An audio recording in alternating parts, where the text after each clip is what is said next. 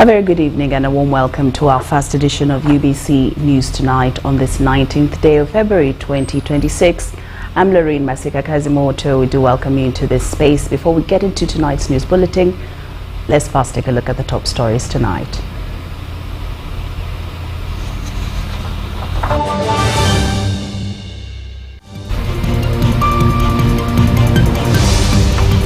In our top stories tonight, Lands State Minister stops eviction of Nsambya estate residents. 2 weeks unmoved despite 2 weeks ultimatum coming to an end. Police recounts crime rate surge in Kampala as authority denies link of transfers to crime. And joint groundbreaking for training facilities confirms Uganda's readiness for AFCON 2027.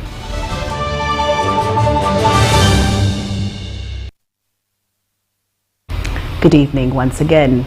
President Museveni has assented to 3 new laws aimed at strengthening regulations in Uganda's construction, housing finance and valuation sectors. The President signed the Building Control Amendment Act 2025, the Mortgage Finance Institutions Act 2025, and the Valuation Act 2025 at State House Entebbe. The Building Control Amendments introduce tougher penalties for illegal construction and non-compliance with approved building standards. Under the Mortgage Refinance Institutions Act, the Bank of Uganda is now mandated to regulate mortgage refinance institutions, strengthening oversight of the housing finance sector and supporting access to long-term housing finance. The Valuation Act provides for the establishment of the Institute of Certified Valuers to regulate professional standards and registration of valuers across the country.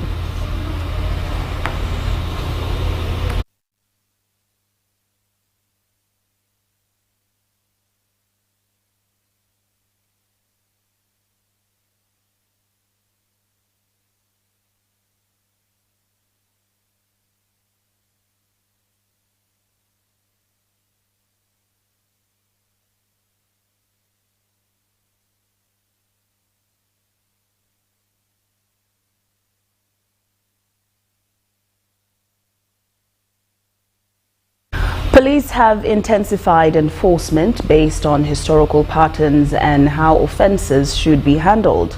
The spokesperson for police in the country, Rusoke Chituma, said that ongoing operations in Kampala and surrounding areas are aimed at enforcing the law for those under investigations. We have the details. Police have announced the methods being used to enforce the law and ensure that offenders are prosecuted as part of the efforts to curb crime in Kampala and surrounding areas. You recall the murder of a socialite in Chanja in one of the apartments. We made an arrest and with good leads. There was also a murder which all of you have come across. The one of a director in Uganda Christian University in Mukono. We made an arrest. There's a murder, you recall, of 2 persons in a hotel in Lunguja. We still made an arrest. And several other operations going on. Since January 2026, 440 people have been arrested in ongoing operations, with many facing further prosecution in court. We are saying that as long as these threats emerge, we shall not keep quiet over them. We shall not take them lightly. We shall do whatever it takes to ensure that criminals do not find freedom of action. However, the force says it faces challenges with the repeat offenders who are released by courts and later rearrested for similar offences. Let me just give you an example. There was an incident of a car which appeared on social media. I think it was a custom, super custom, where the criminals wrote a number on which to call so that money is given to them after they had taken a number plate with a promise to return. that number plate. We made an arrest. Yesterday we brought out that information. We found that fellow with the 6 number plates. One of the observations we made is this fellow is a repeat offender who I think in December is when he was released from prison. So you can see that he was released around December, and it didn't take long.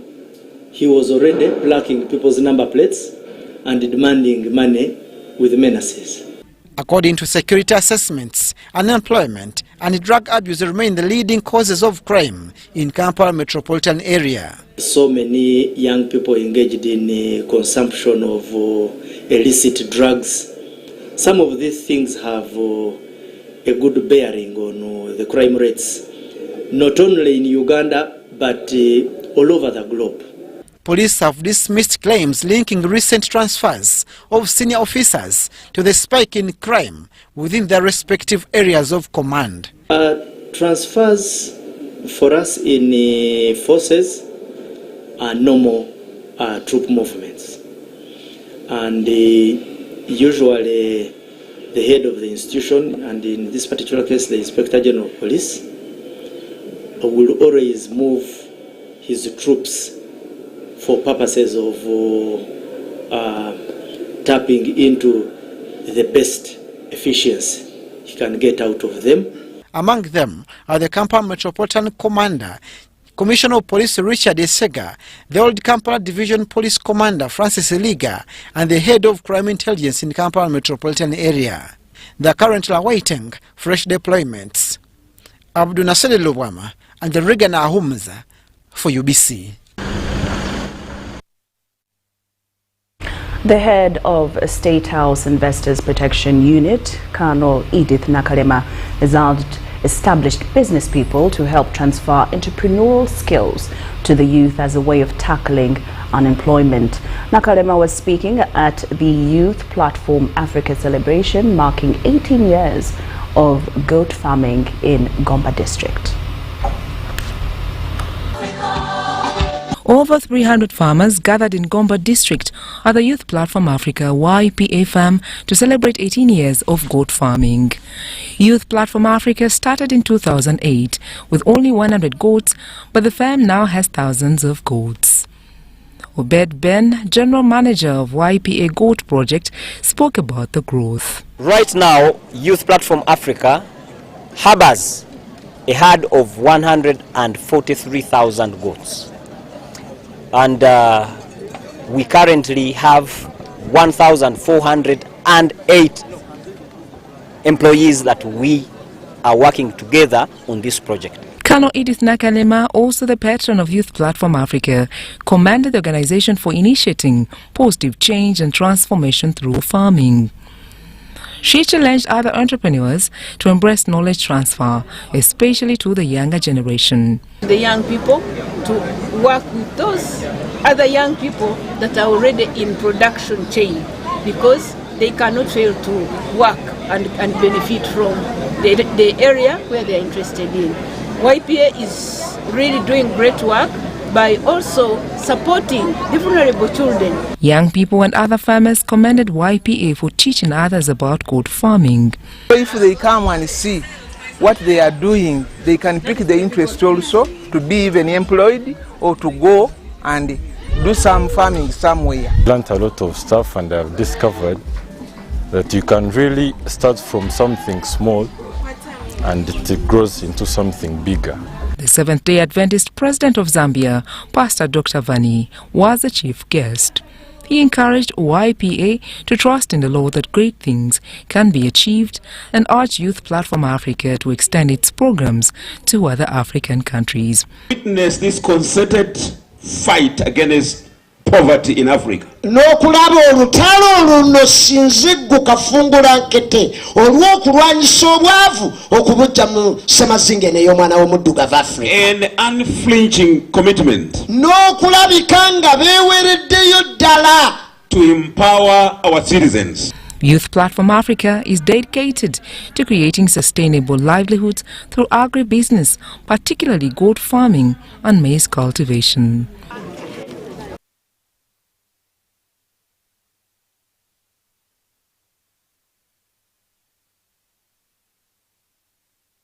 The Prime Minister of Uganda, Robin Nsambya, has called upon the people of Kisoro and Rwanda districts to support the government plans of mining iron ore from their area for purposes of manufacturing steel products.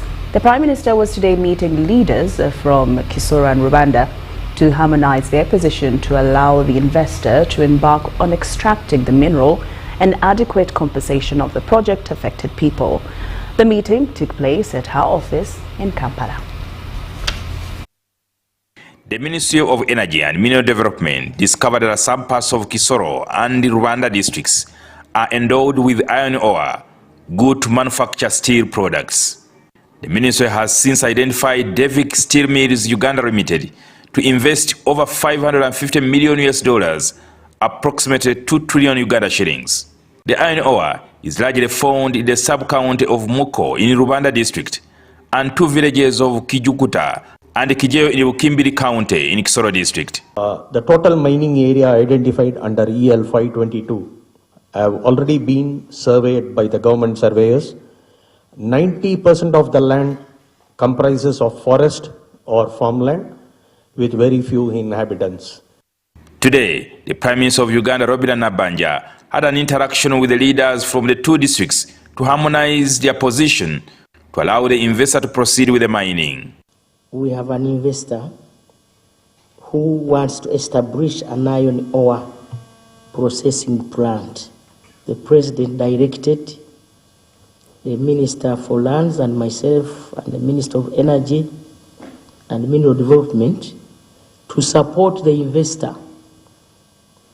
We are here to harmonize our positions. The Premier says this huge investment into the country is vital because it will boost the country's economy as well as creating job opportunities, especially to the locals. We need steel to construct our economy, because this is a big investment we cannot just take for granted. Like you have said, people will benefit in terms of jobs.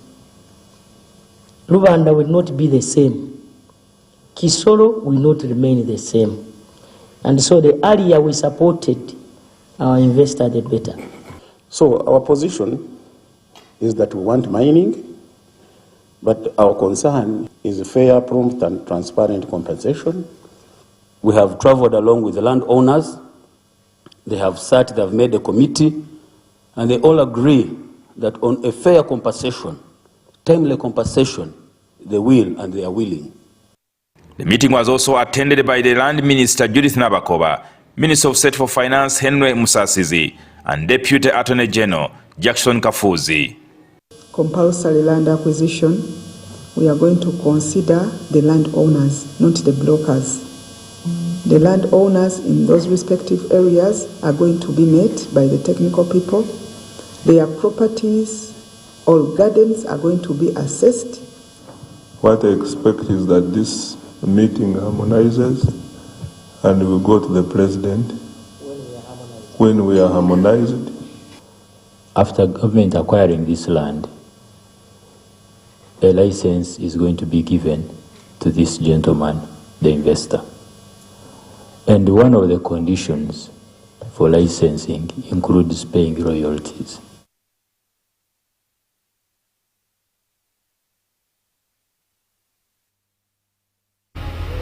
Over 100 guns have been burnt in Moroto district. This was part of the African Union Amnesty Month commemoration in Moroto district, Karamoja sub-region. We have the details.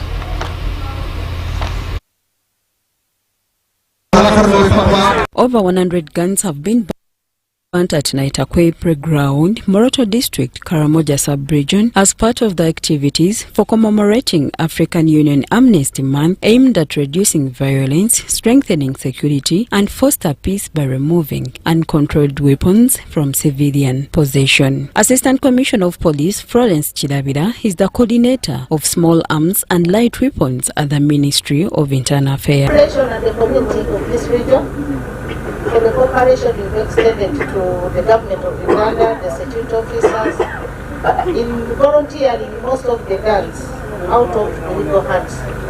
And we are here still calling upon you to please continue with the spirit, because we want to create a safe environment for us all.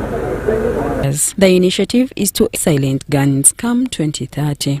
All the efforts that are being done today, including raising awareness of the general public, including collecting guns from the civilian population, including training of security officers in stockpile security management, and encouraging regional cooperation, are all aimed at realizing guns silent on the continent by 2030. The Minister for Karamoja Affairs, Peter Lokeli-Steko, explains how President Yoweri Kaguta Museveni have tried to silence guns in Karamoja. He said, yes, as we do that, we must explain to them the danger and the harm that has brought, the gun has brought to this Karamojong. Let's tell them. So he used moving from Karamoja, telling them the dangers of this gun. And it was necessary for them to disarm so fast so that they survive, and the few animals which were left will now multiply. Localis is happy with the ongoing development in Karamoja after attaining peace. The place is becoming transformed. Some area where there are no wars now, people have gone to agriculture. The few cows which are there, they have started doing marketing. However, the representative of the 3rd Division Commander explained that there are few challenges of some riders who cross to Bulambeli, Katakwi and Kapelabyong districts. We still have some few criminal elements who go to non-riding corridors in the specific districts of Bulambuli, Kwen, Kebia, Kapelabyong, Katakwi. They still go there and steal animals. Now we are putting measures to see that these vices come to an end. Guns were burnt as symbol of discontinuing them from being used. Nals Bawini, Maureen Ngiga, reporting for UBC. A section of district and city youth councillors under the ruling NRM party are demanding reimbursement of funds they say were personally spent during the recent election campaigns. The youth leaders, drawn from different regions of the country, claim they mobilized resources to secure victory for the party and President Yoweri Museveni at the grassroots levels, but are now struggling to repay loans acquired in the process. They are also seeking an audience with the President to present their concerns and request intervention. National Resistance Movement district and city youth councillors have voiced concern over financial challenges they say stem from campaign spending during the recent elections. These leaders invested personal funds during the campaign period to ensure victory for the NRM in their respective districts and cities. I would like to congratulate His Excellency Yoweri Kaguta Museveni upon his resounding victory and attaining 71% of the total vote tally. I don't think this is what NRM always tells us. All the other parties, all the other positions were facilitated. I ran through the primaries of our elections last time and I spent in a lot of money. And it didn't end in that. We had to run for the national, for the general elections, that is for our final elections. These elections required us to bring 9 delegates per parish. According to Raymond Ocheng, the male district youth councillor for Tororo, the contributions were voluntary and driven by their commitment and love for the party. However, the group now says many of its members are facing serious financial hardships. So to win an election, very many colleagues of mine here, me inclusive, acquired loans to win the election in order for us to facilitate the entire process. As such, these loans have very high interests, and since there is a delay in refunding of our monies, the loans and the interests are increasing.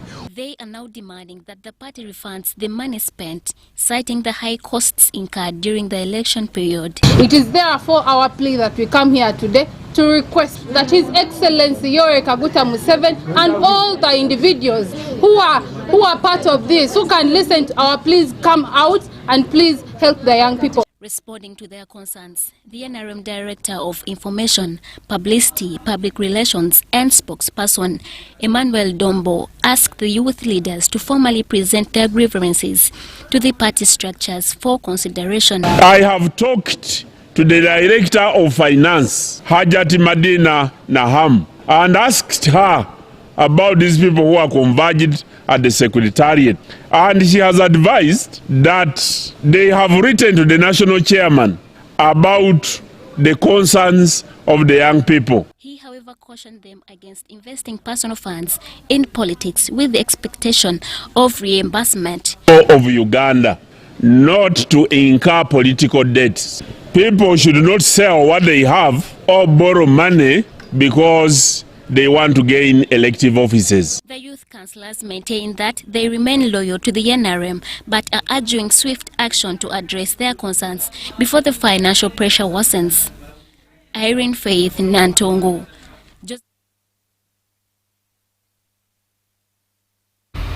Residents of Nsambya estate in Machindia are living in fear following an eviction notice issued by Kampala Archdiocese. The tense situation prompted State Minister for Lands, Dr. Sam Mayanja, to visit the area and suspended the eviction order, describing it as illegal. He also directed Machindia Deputy Resident City Commissioner Mark Bayingana to ensure residents are provided with security until the matter is resolved. The chairperson of the Nsambya Estate House Owners Association, Paul Bioma, says residents paid the Kampala Archdiocese in 1972 and were granted a 49-year lease. Bioma says the refusal to renew the leases has left more than 530 residents from 107 houses facing uncertainty. Lived and called home since 1972. This is not just a land matter, it is a moral test. What KLB is planning to do is not development, it is displacement. Some residents, including Margaret Mwesigwa, accuse the Kampala Archdiocese of acting unfairly and forcing long-time occupants out of their homes. I came to this place in 1973 and I have produced all my 6 children from this place. Why are we going to go with us? Where is he taking us, my husband? Where is he taking, or where am I taking these people, Honorable Minister? So I have 2 prayers. One prayer is to stop the eviction. Another prayer is to renew the. Out of the 107 houses, residents claim only 4 were granted 99-year leases by the Archdiocese, a move opposed by many, including Alan Agaba and others, who argue that it is discriminatory. Born and raised in this estate, in that house, that great gate right there. And so we have a plea that this eviction be stopped and that we have a renewal of the lease. We pray government intervention through you, Mr. Minister, to stop the eviction. 2, a fair and structured lease renewal framework. August 1971. So 1971, they hadn't started any construction work. During a meeting held at Nsambya Estate, officials from the Kampala Archdiocese did not attend. However, Mark Bayingana told the minister that the Archdiocese has been informed about the meeting but failed to appear. Hear your side of the story and hear their side of the story. They say, the minister, you know, is going to go and put TVs there and what? Are you going to come? I say, yes, the TVs have to be there because there's nothing to hide. Should be transparency, and we get to know. I'm going to seek for permission, but I don't know whether we shall what. So if there is transparency, the principal should have been here. While addressing residents, Minister Sam Mayanja first explained the historical acquisition of the land by the Kampala Archdiocese before issuing his directive. Those directives apply. The term which I used, which the lawyers know, mutatis mutandai. The lessees, no evictions. And the current position of Kampala Archdiocese as the lessor and the sitting tenants in possession of the estates, therefore, cannot be evicted. He suspended the eviction process and instructed the RCC to ensure residents' protection as investigations continue. 22nd February 2013 and another one of 28th February 2022, they prohibit any eviction of any Ugandan peasant or otherwise from the land. This Makindi, by the grace of God, marked by Ghana, to provide sufficient security to the sitting tenants in possession for them to enjoy quiet possession of their holding. The minister further stated that the dispute would be handled in coordination with General Henry Isoke, head of the State House Anti-Corruption Unit. Both parties are expected to be summoned to discuss the lease terms and seek an amicable resolution. All eviction proceedings are halted until this dispute is resolved through mediation.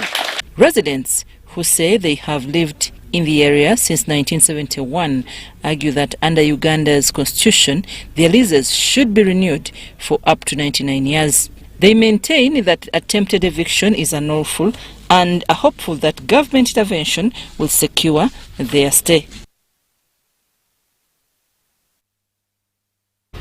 Kampala Capital City Authority has announced the commencement of the enforcement phase of its directive, ordering all street vendors, hawkers and illegal border and taxi operators to vacate roadsides, walkways and verandas by midnight. While addressing the media at the Uganda Media Center, State Minister for Kampala, Kabuye Chofatogabye, emphasized that these reforms intend to decongest the city and restore trade order. Kampala Capital City Authority has announced the commencement of forceful eviction of vendors, hawkers, bodabodas and taxis operating in non-gazetted areas of the city to take effect by midnight. At the stroke of midnight today, vendors should have left, and actually taxi operators who operate around the roads and the Ruyanzas should have left and moved all your items, all the uchafu you brought on the streets. State Minister for Kampala, Kabuye Chofatogabye, reaffirmed that the reforms are aimed at restoring trade order, improving working conditions, and ensuring smooth movement within the city. It is a people-centered intervention. We are not eliminating livelihoods. We are strengthening consumer protection. We are creating a safe and profitable working environment for legitimate and tax-compliant businesses. A total of 2,520 spaces in KCCM markets, 69 privately managed markets, and 1,980 additional spaces across other municipalities have been made available to accommodate affected traders. So obtaining a stall is on first-come, first-served basis. Vulnerable groups, including women, youth, and persons with disabilities, will be given the first priority in accordance with the policy. Location decisions will be made through the Market Allocation Committee, who have been given strict instruction to do away with red tape tendencies. The authority is to gazette 929 boda stages and urged riders and taxi drivers to operate strictly within these designated locations, of which 166 have already been approved. I warned you sometime back that please register. You refused. Register, you refused. Now it is the time to harvest. And vehicles operating outside authorized areas automatically will be impounded. Police spokesperson Rusoke Chituma emphasized that law enforcement officers are ready to work cooperatively with compliant traders. We shall play our part. We shall secure the exercise. This is a government program. Again, let me say, compliance is the answer. Short of compliance, then we shall guide you how to comply. To facilitate a smooth transition, KCCA has conducted extensive sensitization campaigns and provided alternative market spaces and stages for vendors and borders, respectively Cayenne Faith and Happy Ijoka for UBC. UBC News Tonight takes a very short break, but we return with more stories after these messages.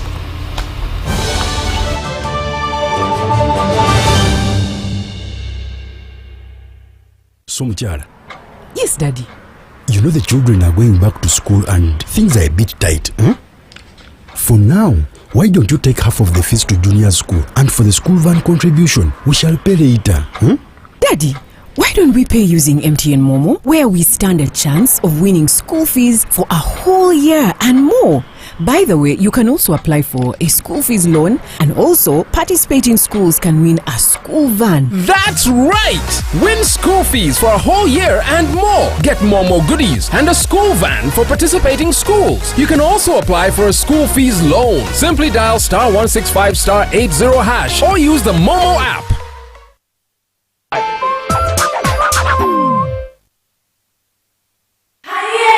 It's back, bigger and with more business opportunities. It's the Pearl of Africa Tourism Expo Poate 2026, Uganda's flagship tourism event. Poate 2026 will take place from the 21st to the 23rd of May 2026 at the Speak Resort Convention Center, Munyonyo, under the theme Wanderlust. It's your time to thrive.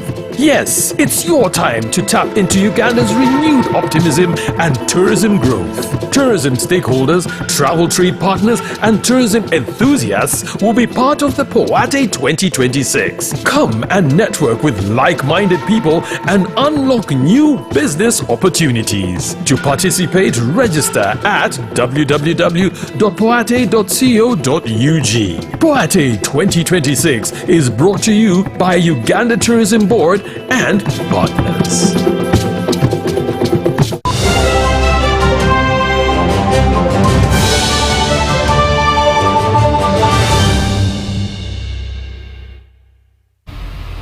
Welcome back from that break. In more news this evening, the British High Commissioner to Uganda, Lisa Chesney, has intensified calls for increased private sector investment in Uganda's productive sectors as a pathway to social economic transformation.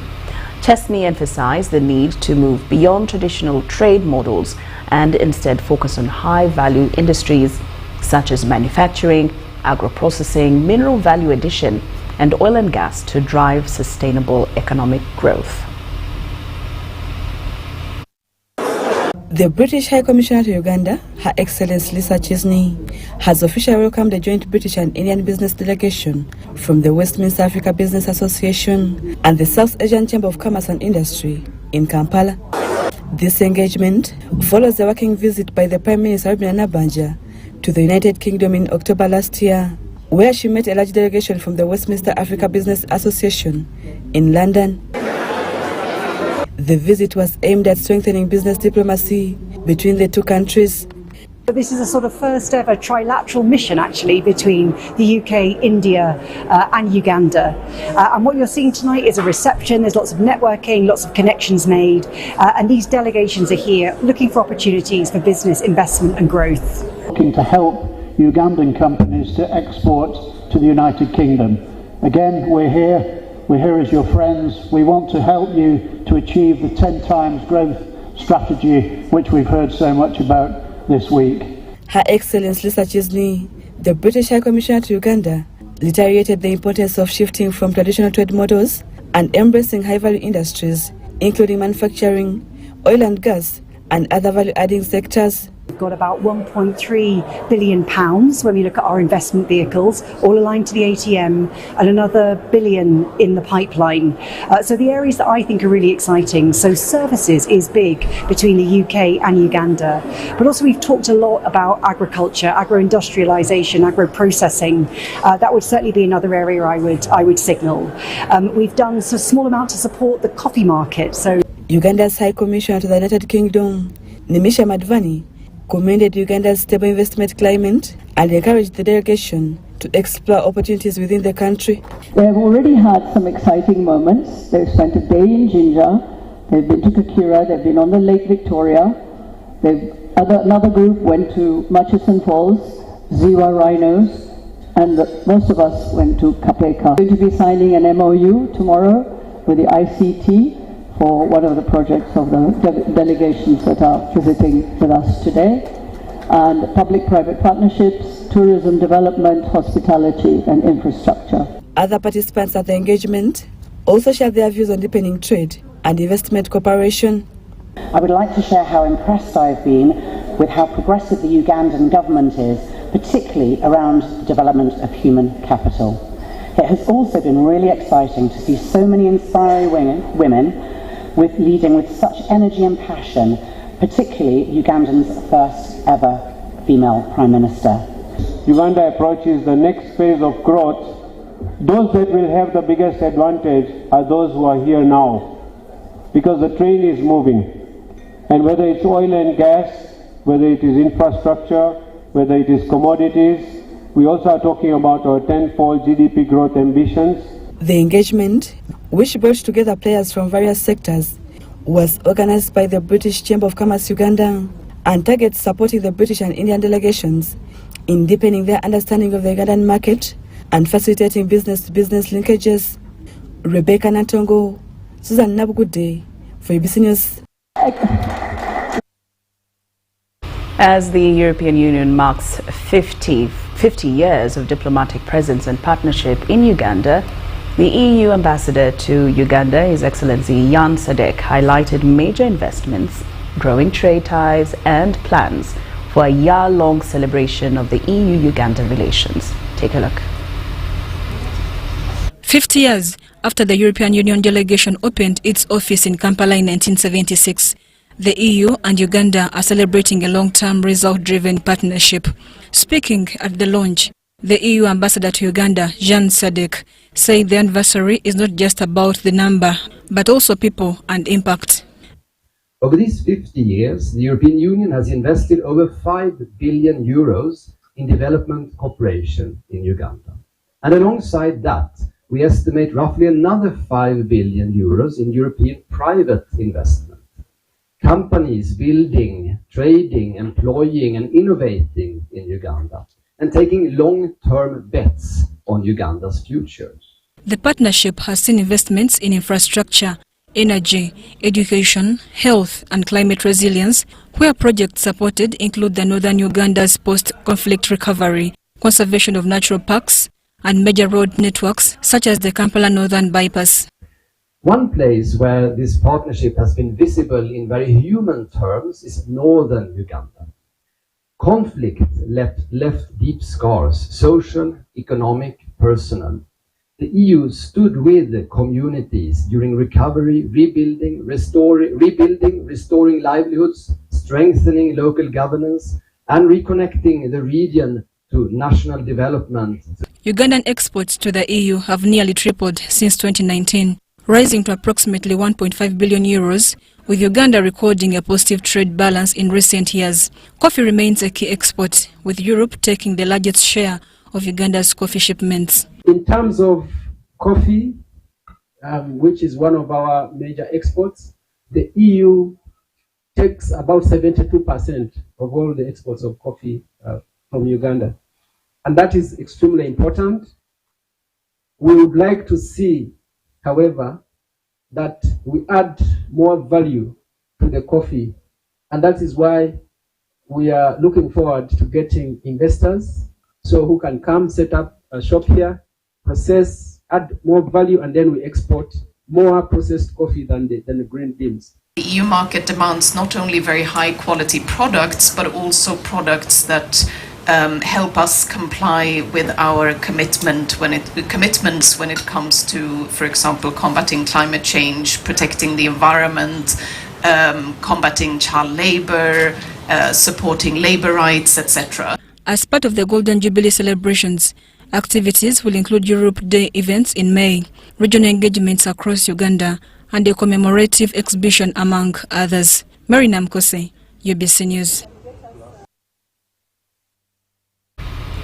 The governments of Djibouti, Ethiopia, South Sudan and Uganda have formally agreed to establish the Djibouti, Ethiopia, South Sudan, Uganda DESU Corridor Authority with an aim to modernize trade, expand infrastructure and provide landlocked Ethiopia, South Sudan and Uganda with a streamlined access to the port of Djibouti. We have the details. The agreement was signed in Djibouti by transport ministers from member countries of Ethiopia, Djibouti, South Sudan and Uganda. This signing is considered a major leap forward for regional integration in the Horn of Africa, positioning the corridor as a competitive hub for global trade.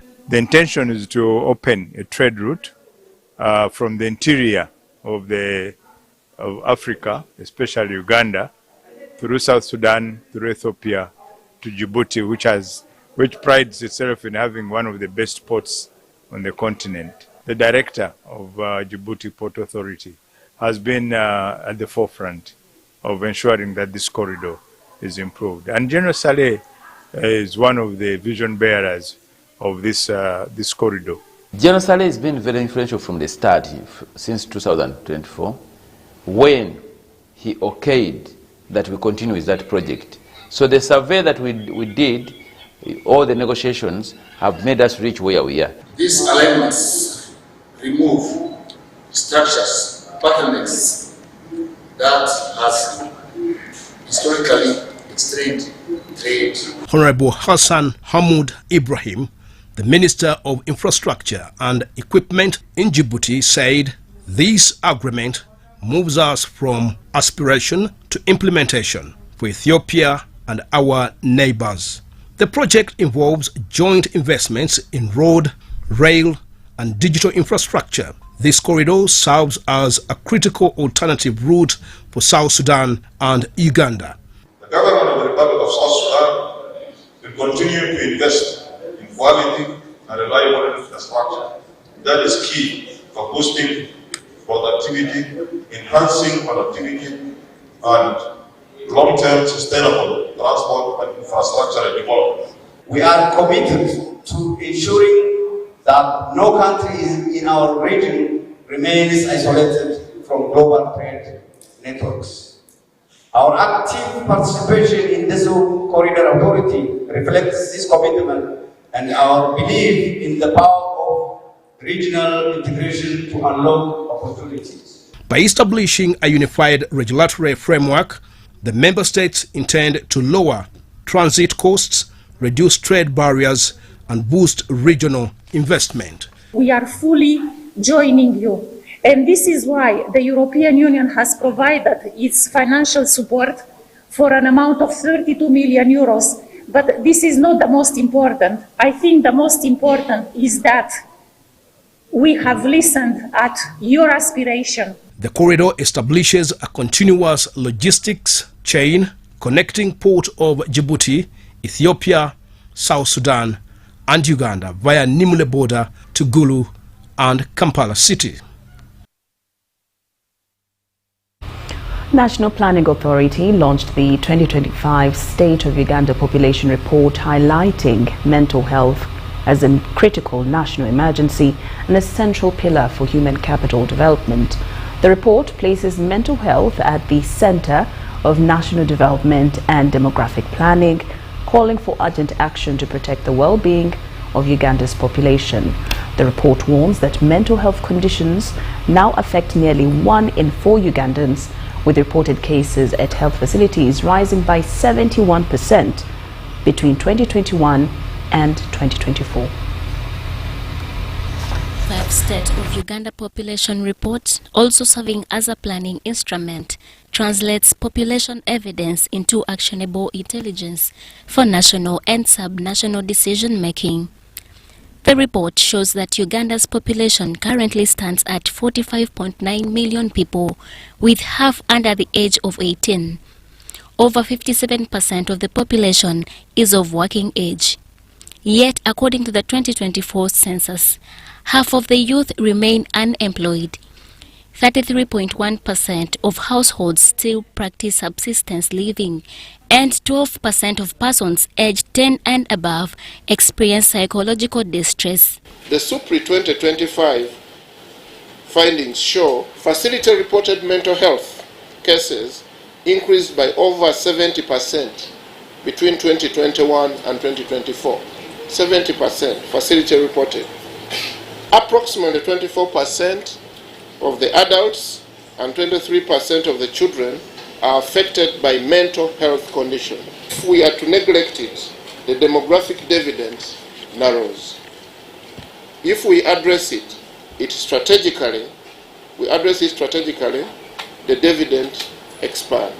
At Butabika National Medical Health Referral Hospital, the surge in patients is straining limited infrastructure. Executive Director Juliet Naku highlighted the urgent need for more mental health personnel to manage the growing caseload. These structures are still vacant. I'm aware, as a ministry, that that the plan is to fill them incrementally over years, which is okay. Our concern, though, is that we haven't started. These plans came into force 2023. Honorable Minister for Finance, we need wage. We need wage to recruit mental health workers in the regions, in the districts, in the health and in primary health care. In response, Minister of Health Jane Ruth Acheng committed to increasing the number of health workers and called for a budget increment to tackle the rising burden of mental health cases. I will follow up with you to understand the amount of the increment so that we can advise Butabika to plan accordingly. But I want all of us to go with hope that this will be addressed. We therefore commit to a whole of government and whole of society response, working closely with the National Planning Authority, the Ministry of Finance. The Minister for State for Finance, Amos Lugolobi, has pledged a budget to facilitate the implementation of mental health interventions outlined in the report. So finance planning and economic development remains committed to ensuring that employment creation becomes central to planning, budgeting, and performance monitoring.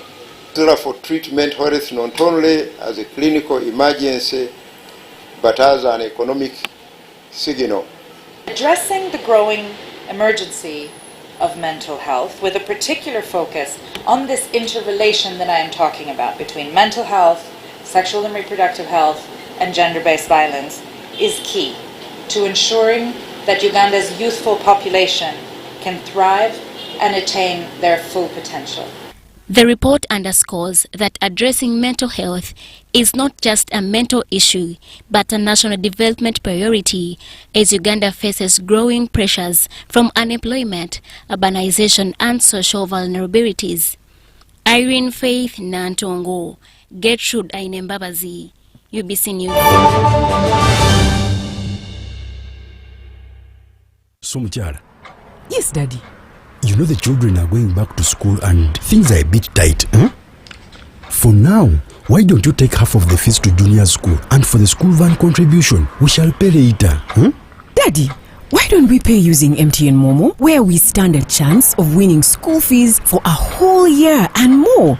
By the way, you can also apply for a school fees loan, and also participating schools can win a school van. That's right! Win school fees for a whole year and more. Get more goodies and a school van for participating schools. You can also apply for a school fees loan. Simply dial *165*80# or use the Momo app.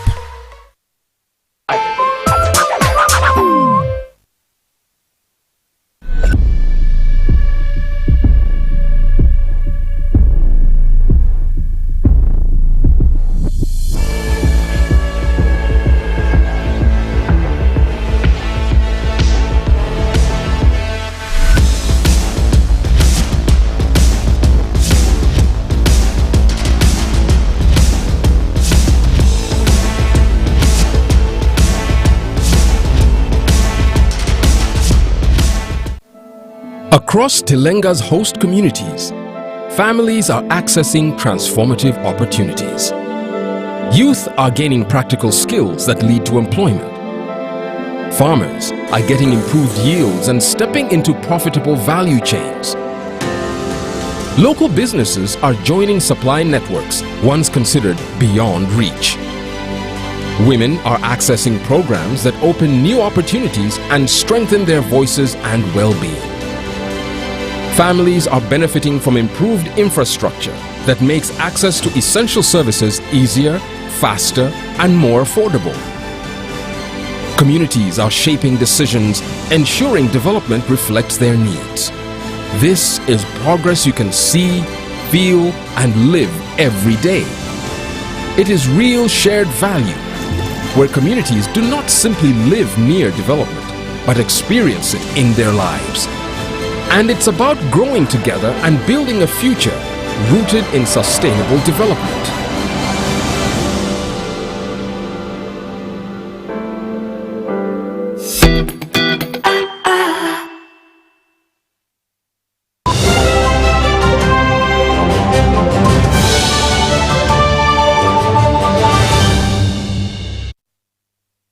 Welcome back from that break, and now into business. Civil society organizations have called for a strategic overhaul of Uganda's national budget as the country prepares for the financial year 2026-2027. The call was made during the CSO pre-budget dialogue held under the theme Repurposing the National Budget for Economic Transformation and Sustainable Growth. The engagement brought together economists, government officials and development partners to examine how Uganda's budget can be restructured to drive the country's targeted tenfold economic growth. The full cost of the supplementary budget must be captured. It is not just that a supplementary is a supplementary. Presenting on restructuring public expenditure, Dr. Fred Muhumuza, director of the MOBS Economic Forum, emphasized the need to redirect more funding to productive sectors such as agriculture, manufacturing and innovation. He noted that prudent spending, efficiency and accountability are critical in achieving sustainable economic transformation. Many times government borrows money, spends it on items that directly or indirectly offer little productivity and production to create the repayment. You end up with a repayment snag because where the money went, we have not realized the benefits. Now we are borrowing to refinance, which is not a good thing for us. But to do that, that's not the problem. We need to get back and say, what can we knock out of the budget by way of items? Julius Mukunda, the Executive Director of the Civil Society Budget Advocacy Group, CSBAG, maintains his position in ensuring that national resources directly benefit ordinary citizens. As the National Budget Framework paper is talking about 69 trillion budget, we have now realized that the budget has slightly increased to 79, and we think that that's really the rough estimate of where we should be heading. Remember, we talked about elections, new things coming in, so that one is coming. We are also seeing government commitment to reduce its borrowing appetite. We are hoping that it can stay on track. We are also seeing something new that has come up in this budget, that we are going to expect the first oil revenue of 1.4 trillion. In terms of the economic indicators, we registered a growth of 6.3 as at end of 24-25, and this is projected to be between 6.5 to 7.5 by end of this financial year.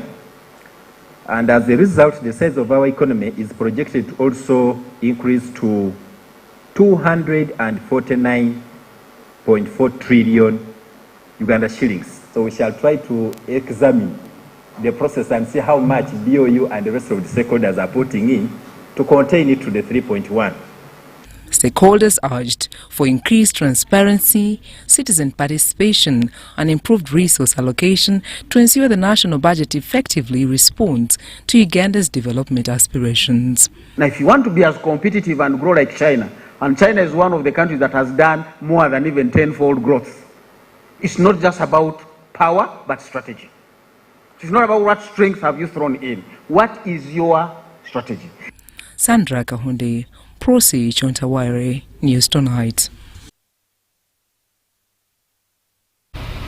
Chief executive officers from Uganda insurance companies have met in Kampala to discuss the growing problem of fraud in the sector. The high-level meeting organized by the Insurance Regulatory Authority was held under the theme, The Future of Insurance Claims Management in the Changing Face of Fraud. We have details.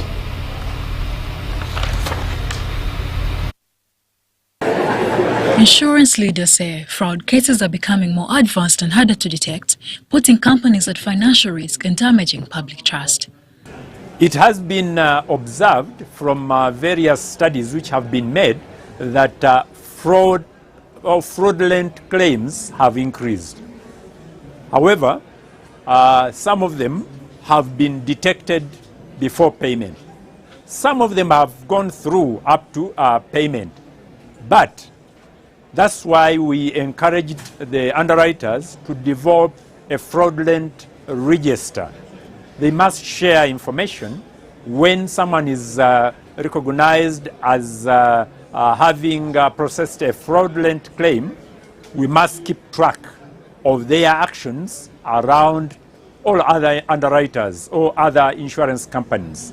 Officials note that, like many other sectors, insurance is being affected both positively and negatively by new technologies such as artificial intelligence. There we go, because AI, to form a signature, takes minutes. So AI, like it is eating up other industries. Still too, it is eating up the insurance industry as regards claim and fraud. Photos are generated on AI. Signatures are generated on AI. I can support a claim of 200 million in 2 minutes by duplicating the invoices and giving them straightforward numbers. So AI is there to stay. It's affecting insurance industry as it does with other industries. The new forms of fraud include digital scams, identity thefts, organized criminal groups, and staged or fake accidents. These days you have organized criminals who plan ahead, even before police inception, on how they will run a claim from inception to the end. IRA is calling for stronger partnerships among players, smarter systems, early involvement of loss assessors, and more investment in technology to fight fraud. The role of loss assessors has been very critical, because the loss assessors, many of them have been exposed to different technologies which detect fraudulent claims. They have also been exposed to technologies which can help to help the underwriters improve the underwriting at the initial stage. Fraud in the insurance sector has serious consequences. It leads to higher losses for companies, increased premiums for customers, delays in paying genuine claims, costly court cases, and loss of customer trust.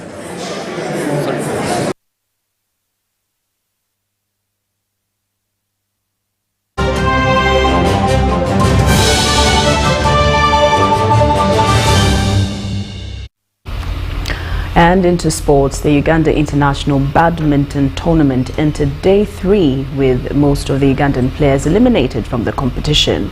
Uganda's Gladys Mbabazi bowed out of the women's singles, leaving the host nation's hopes resting on Fadila Shamika in the same category, as well as the remaining pairs in the doubles events, including the men's doubles. Uganda is hosting the 24th edition of the tournament at the Lugogo Indoor Stadium, attracting more than 30 countries from across the globe.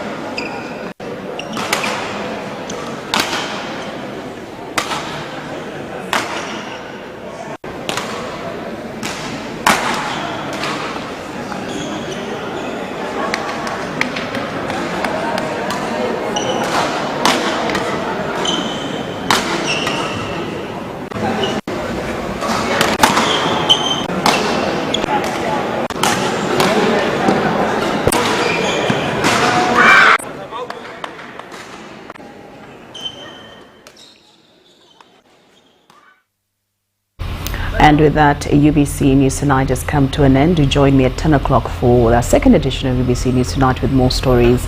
I'm Lauryn Masika Kazimoto. I'll see you at 10.